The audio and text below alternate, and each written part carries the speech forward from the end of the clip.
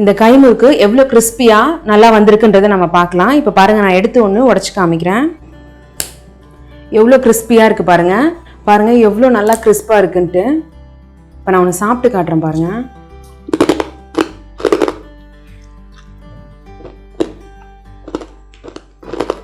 பாருங்கள் எந்த அளவுக்கு நல்லா கிறிஸ்பியாக வந்திருக்குது நம்ம கை முறுக்கு. Hi friends, welcome to unlimited foodies. நான் சூரியகலா விஸ்வநாதன் பேசுகிறேன். இந்த கை முறுக்கு ரொம்ப ட்ரெடிஷ்னலான முறுக்கு. இப்போ இருக்கிற ஜென்ரேஷன் யாருமே இந்த கை முறுக்கு ரொம்ப செய்கிறது கிடையாது.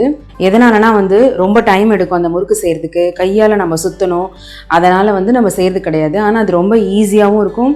எவ்வளோ முறுக்கு ரெசிபி வந்திருந்தாலும் இந்த கை முறுக்குக்கு ஈடேனை எதுவுமே இல்லை. அந்த அளவுக்கு ரொம்ப நல்லாயிருக்கும், ரொம்ப டேஸ்ட்டாகவும் இருக்கும். இன்னைக்கு நம்ம தீபாவளிக்காக ஸ்பெஷலாக நம்ம கை முறுக்கு பார்க்க போகிறோம். நிறைய பேர் கேட்டிருந்தீங்க கை முறுக்கு எப்படி செய்கிறதுன்றதை போடுங்கன்னு. ரொம்ப ஈஸியாக உங்களுக்கு புரிகிற மாதிரி நான் விளக்கமாக இன்னைக்கு செஞ்சு காமிக்கிறேன் பாருங்கள். இப்போ கை முறுக்கு நம்ம செய்கிறதுக்கு நான் பச்சரிசி எடுத்துருக்கிறேன். 250 கிராம் எடுத்திருக்கேன் நான் பச்சரிசி. இதை நம்ம தண்ணியில் போட்டு நல்லா 2 தடவை கழுவிட்டு 2 மணி நேரம் நம்ம ஊற வைக்கணும் தண்ணியில். ஊற வச்ச பிறகு இதை நல்லா அந்த தண்ணியை வடிகட்டிட்டு நம்ம ஒரு காட்டன் துணியில் போட்டு நல்லா அரிசியை உலர வைக்கணும். ஒரு அரை மணி நேரம் இல்லை 3/4 மணி நேரம் ஆகும். ஆன பிறகு நீங்கள் அந்த அரிசியை எடுத்து பார்த்தீங்கனாலே தெரியும், அரிசியில் ஈரப்பதம் இருக்கும், ஆனால் கையில் ஒட்டாது. கொஞ்சோண்டு அரிசி தான் நம்ம கையில் ஒட்டும். அந்த பதத்துக்கு வந்த பிறகு நம்ம இதை மிக்சியில் போட்டு நல்லா பவுடர் பண்ணிக்கணும். பவுடர் பண்ணி அதுக்கப்புறமா நம்ம நல்லா சலிச்சு எடுத்துக்கணும். சலிச்சு எடுத்துக்கிட்டிங்கன்னா இதோ இப்போ பாருங்கள் இந்த மாதிரி இருக்கும். நமக்கு சலிச்சு எடுத்த பிறகு பவுடர் மாதிரி இருக்கணும் நல்லா. இது கூட நம்ம 1 டேபிள் ஸ்பூன் உளுத்தம்பருப்பு பவுடர் சேர்த்துப்போம். அது எப்படி செய்யணும்னா, உளுத்தம்பருப்பு நம்ம 1 டேபிள் ஸ்பூன் எடுத்து தனியாக போட்டு வறுத்து நம்மளால செய்ய முடியாது. அதனால நான் கொஞ்சம் நிறைய எடுத்துக்கிட்டேன். நான் ஒரு 80 கிராம் இந்த உளுத்தம்பருப்பை நம்ம வானல்ல போட்டு லோ ஃப்ளேமில் இந்த உளுத்தம்பருப்பை ரொம்ப செவக்க வறுத்துடாதீங்க, பொன்னிறமாக வறுத்தாலே போதும். அதை நம்ம ஆற வச்ச பிறகு உளுத்தம்பருப்பை நம்ம நல்லா மிக்சியில் போட்டு நல்லா ஃபைன் பவுடராக எடுத்துக்கணும். எடுத்த பிறகு நம்ம ஜல்லடையில் வச்சு நல்லா சலிச்சுக்கணும். சலிச்சு நல்லா ஒரு தொட்டாலே உங்களுக்கு தெரியும், நல்லா சாஃப்டாக இருக்கும். ஏன்னா நம்ம கொரகொரப்பு கொஞ்சம் கூட இருக்கக்கூடாது. கொரகொரப்பு இருந்ததுன்னா எண்ணெயில் போட்டால் வெடிக்கும். அதனால் நம்ம இதை மாதிரி பவுடர் பண்ணி வச்சுக்கணும். இப்போ அடுத்தது இது கூட நான் 1 டீஸ்பூன் வெண்ணெய் எடுத்துக்கிறேன். இப்போ வாங்க நம்ம எப்படி செய்யலான்றதை பார்க்கலாம். நல்லா நம்ம சலிச்ச இந்த பச்சரிசி மாவை நம்ம இப்போ ஒரு பவுலில் சேர்த்துக்கலாம்.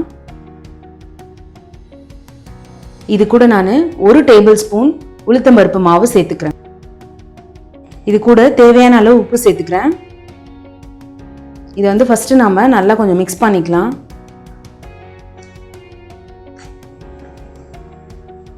இது கூட நான் 1 டீஸ்பூன் வெண்ணெய் சேர்த்துக்கிறேன்.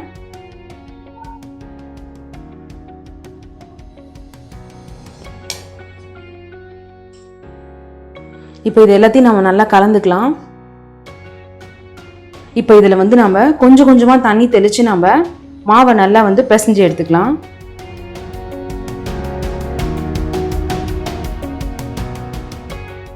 இப்போ மாவு நம்ம நல்லா பிசைஞ்சிக்கணும். மாவு பார்த்திங்கன்னா நம்ம நல்லா பிசைஞ்ச பிறகு நம்ம கையில் ஒட்டவே ஒட்டாது. அந்த அளவுக்கு வந்தாலே போதும் நமக்கு. இப்போ பாருங்கள், நம்ம மாவு பிசைஞ்சிட்டோம், கையில் ஒட்டவே இல்லை பாருங்கள் மாவு. இப்போ நம்ம மாவு பிசைஞ்சு வச்சாச்சு. இப்போ கைமுறுக்கு எப்படி சுற்றுறதுன்றதை பார்க்கலாம். நான் இப்போ ஒரு காட்டன் கிளாத் போட்டிருக்கேன். கைமுறுக்கு சுற்றுறதுக்கு நடுவில் ஏதாவது ஒரு கார்க் வச்சுக்கோங்க. நம்ம சுற்றுறதுக்கு முன்னாடி கையில் கொஞ்சம் எண்ணெய் தடவிக்கலாம். எதுக்காக எண்ணெய் தடவுதுன்னா நமக்கு ஒட்டாத வரும், அதுக்காக தான். ஃபஸ்ட்டு நம்ம போடக்குள்ளே கொஞ்சமாக மாவு கையில் எடுத்துக்கணும்.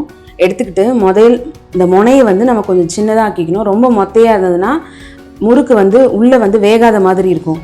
அதனால் நம்ம கொஞ்சம் முனையிலேருந்தே நம்ம அந்த சைஸை மெயின்டைன் பண்ணிகிட்டே வரணும். கிட்ட வர வர வர வர நம்ம இது மாதிரி நம்ம கையை சப்பையாக்கி அந்த மாவை நம்ம சப்பையாக்கிக்கிட்டே வரணும். அந்த மாவை பிகினர்ஸ்க்கு நான் சொல்கிறேன், ஃபஸ்ட்டு லைன் மாதிரி போட கற்றுக்கோங்க. அதுக்கப்புறமா தான் நம்ம சர்க்கிளாக போட கற்றுக்கலாம். ஏன்னா நம்ம எடுத்த உடனே சர்க்கிளாக போட்டிங்கன்னா உங்களுக்கு ரொம்ப கஷ்டமாக இருக்கும். இதே மாதிரி நான் இன்னொரு தடவை செஞ்சு காட்டுறேன் பாருங்கள். ஆரம்பத்திலே நீங்கள் சர்க்கிள் சுற்று ட்ரை பண்ணிங்கன்னா உங்களுக்கு ரொம்ப கஷ்டமாக இருக்கும். இது நமக்கு வராதோன்ற எண்ணம் வந்துடும் உங்களுக்கு. அதனால இதை மாதிரி ட்ரை பண்ணி பாருங்கள். ஃபஸ்ட்டு பண்ணி பார்த்துட்டு ஒரு 2-3 தடவை போட்டு பாருங்கள். போட்டு பார்த்த பிறகு நீங்கள் இந்த கார்க் வச்சு அதுக்கப்புறமா கைமுறுக்கு எப்படி சுற்றுறதுன்னு சுற்றிக்கலாம்.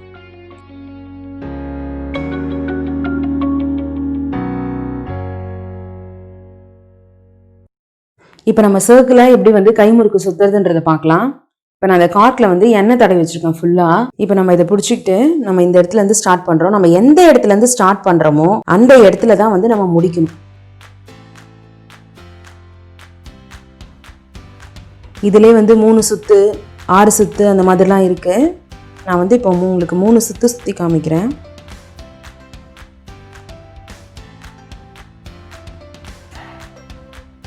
இப்போ இந்த மாதிரி விட்டுடுச்சுன்னா நம்ம அது கூட வந்து ஜாயின் பண்ணிக்கலாம். ஐயோ நமக்கு இது புட்டுக்குச்சே இது வருமா அப்படின்லாம் இல்லை, அது அப்படியே அது கூட நம்ம சேர்த்து ஜாயின் பண்ணிக்கலாம்.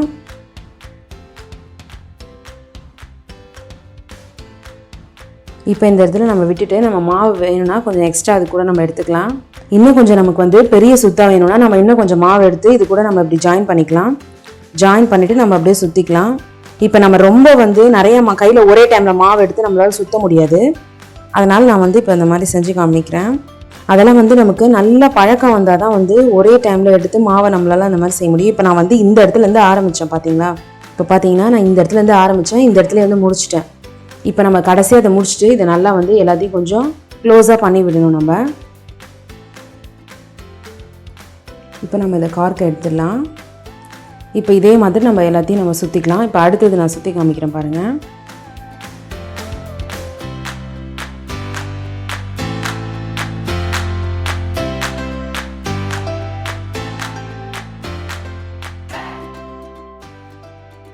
எல்லாமே நமக்கு வந்து ப்ராக்டிஸ் தான். ப்ராக்டிஸ் பண்ண பண்ண நமக்கு பர்ஃபெக்டாக வந்துடும்.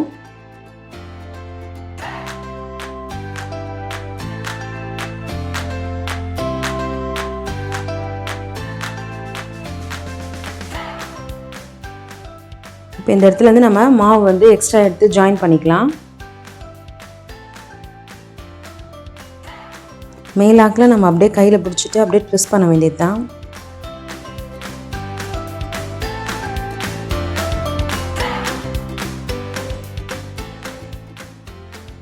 இப்போ நம்ம இங்கே தான் வந்து ஆரம்பித்தோம், இங்கே வந்து நம்ம முடிச்சிட்டோம். கடைசியாக நம்ம இது எல்லாத்தையும் கொஞ்சம் நடுவில் ஸ்பேஸ் இருக்க இடத்துல கொஞ்சம் நல்லா கிட்ட க்ளோஸ் பண்ணிவிடணும். பிகினர்ஸ்க்கு பார்த்தீங்கன்னா ஆரம்பத்திலே 2 ட்விஸ்ட் பண்ணுறதுக்குள்ளே பிரேக் ஆகும். அதனால் நீங்கள் கவலைப்பட வேணாம். நீங்கள் போட போட நல்ல ப்ராக்டிஸ் ஆகிடும். ஃபஸ்ட்டு எடுத்த உடனே நீங்கள் வந்து சர்க்கிளாக போடணுன்னு எதிர்பார்க்காதீங்க. ஃபஸ்ட்டு வந்து நான் சொன்ன மாதிரி லைன் வர மாதிரி போட்டு பாருங்கள். அதுக்கப்புறமா நீங்கள் வந்து இந்த மாதிரி நம்ம வந்து கை முறுக்கை வந்து சர்க்கிளாக போட ட்ரை பண்ணுங்கள். கண்டிப்பாக சூப்பராக வரும். எல்லாமே வந்து இந்த கை முறுக்கை பொறுத்த வரைக்கும் ப்ராக்டிஸ் தான். Practice makes a man perfect சொல்லுவாங்களே, அது இதுக்கு ரொம்ப பொருத்தமாக இருக்கும். அதனால் நம்ம பண்ண பண்ண சூப்பராக வந்துடும் இது.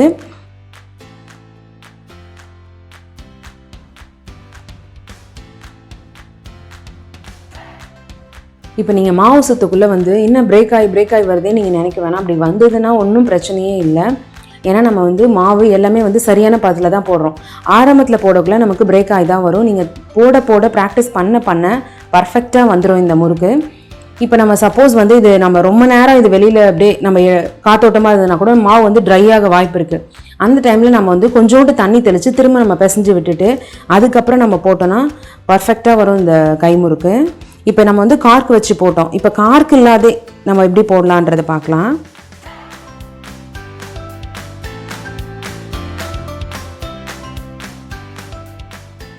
இது நம்ம வந்து கொஞ்சம் மேலே தூக்குனாப்பில் போட்டோன்னா நல்லா வரும் நம்மளுக்கு. எந்த இடத்துல நம்ம வந்து ஸ்டார்ட் பண்ணுறோமோ அந்த இடத்துல வந்து கரெக்டாக நம்ம ஃபினிஷ் பண்ணிடணும்.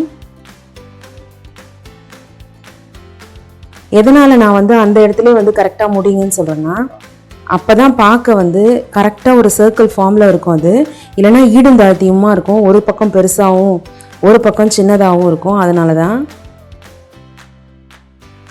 கடைசியாக நம்ம இதை சுற்றிட்டு எல்லா பக்கமும் நம்ம சேர்த்து விட்டுடலாம். இப்போ சப்போஸ் வந்து மாவு நமக்கு வந்து தண்ணியாகவும் அதிகமாக இருந்தால் அந்த நம்ம துணியில் போட்டோன்னே அந்த ஈரப்பத்தை கொஞ்சம் இழுத்துக்கும், ட்ரை ஆகிடும்.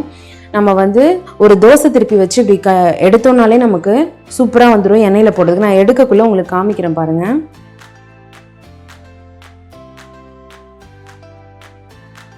நம்ம அன்லிமிட்டெட் ஃபுட்டீஸில் நம்ம இப்போ தீபாவளி ஸ்பெஷலுக்கு ஒன்று ஒன்றா நம்ம செஞ்சு காமிக்க போகிறோம். கண்டிப்பாக எல்லா வியூவர்ஸும் கண்டிப்பாக பாருங்கள் மறக்காமல். பார்த்துட்டு உங்களோட கமெண்ட்ஸை கண்டிப்பாக வந்து கமெண்ட் செக்ஷனில் போடுங்க.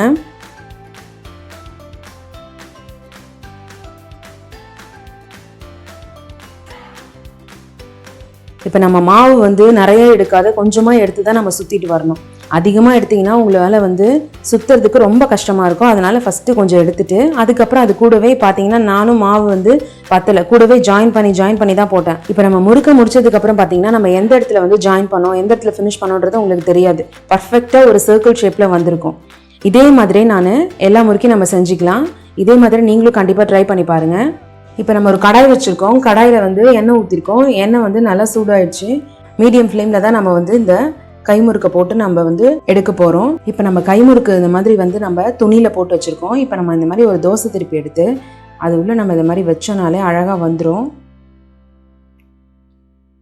பாருங்கள், அழகாக வந்துருச்சு. இதை நம்ம அப்படியே வந்து எண்ணெயில் போட வேண்டியது தான்.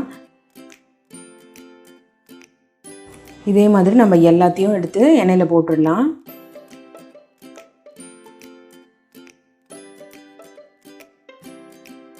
இந்த கைமுறுக்கு வந்து நம்ம மீடியம் ஃப்ளேமில் தான் வச்சு வந்து நல்லா வந்து ஃப்ரை பண்ணி எடுக்கணும். இப்போ நம்ம வந்து இது ஹை ஃப்ளேமில் வச்சோன்னா மேலே வந்து நல்லா ஃப்ரை ஆகிருக்கும், உள்ளே வந்து மாவாகவே இருக்கும், அந்த கிறிஸ்பினஸ் இருக்காது.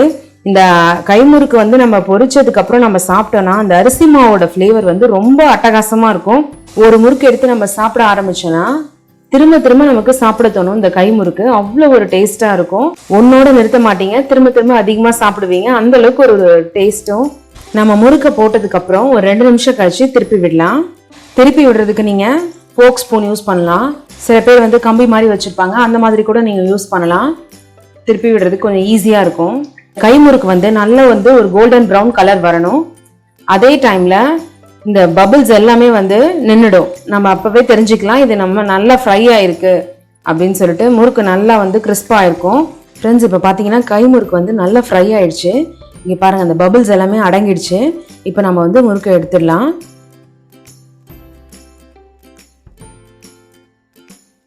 ஃப்ரெண்ட்ஸ் பாருங்கள், இப்போ நம்ம கைமுறுக்கு எடுத்துட்டோம். எண்ணெய் அந்த அளவுக்கு வந்து இழுக்கலை. அதே மாதிரி நல்ல கோல்டன் கலரில் வந்திருக்கு பாருங்கள்.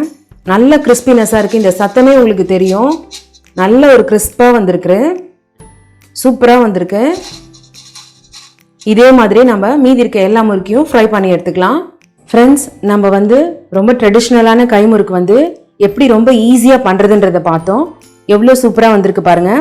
பிகினர்ஸ்லாம் பார்த்தீங்கன்னா எப்படி ஈஸியாக செய்கிறதுன்ற டெக்னிக்லாம் நான் இதில் சொல்லி கொடுத்துருக்கேன். இதை நீங்கள் வந்து கண்டிப்பாக ட்ரை பண்ணி பாருங்கள். இந்த வீடியோவை நீங்கள் ஸ்கிப் பண்ணாத பாருங்கள். அப்போ தான் உங்களுக்கு டீட்டெயிலாக என்ன சொல்லியிருக்கோன்றது தெளிவாக புரியும். ஃப்ளேவர் வேறு லெவலில் இருக்கும். இது கண்டிப்பாக இந்த ரெசிபி நீங்கள் ட்ரை பண்ணி பாருங்கள். இனி வரும் காலங்களில் வந்து தீபாவளி ஸ்பெஷல்னால நம்ம அன்லிமிட்டெட் ஃபுட்டீஸில் நிறைய வந்து தீபாவளி ரெசிபி நம்ம போட இருக்கிறோம். கண்டிப்பாக எல்லாருமே பாருங்கள், உங்கள் ஃப்ரெண்ட்ஸ் அண்ட் ஃபேமிலிக்கு ஷேர் பண்ணுங்கள். புதுசாக பார்க்குறவங்க மறக்காமல் அன்லிமிட்டெட் ஃபுட்டீஸ்க்கு சப்ஸ்கிரைப் பண்ணுங்கள். இந்த கைமுறுக்கு எப்படி வந்ததுன்னு சொல்லிட்டு நீங்கள் மறக்காமல் கமெண்ட் பண்ணுங்கள். இந்த வீடியோ பிடிச்சதுன்னா லைக் பண்ணுங்கள். மறக்காமல் அன்லிமிட்டெட் ஃபுட்டீஸ்க்கு சப்ஸ்கிரைப் பண்ணுங்கள். Thank you friends.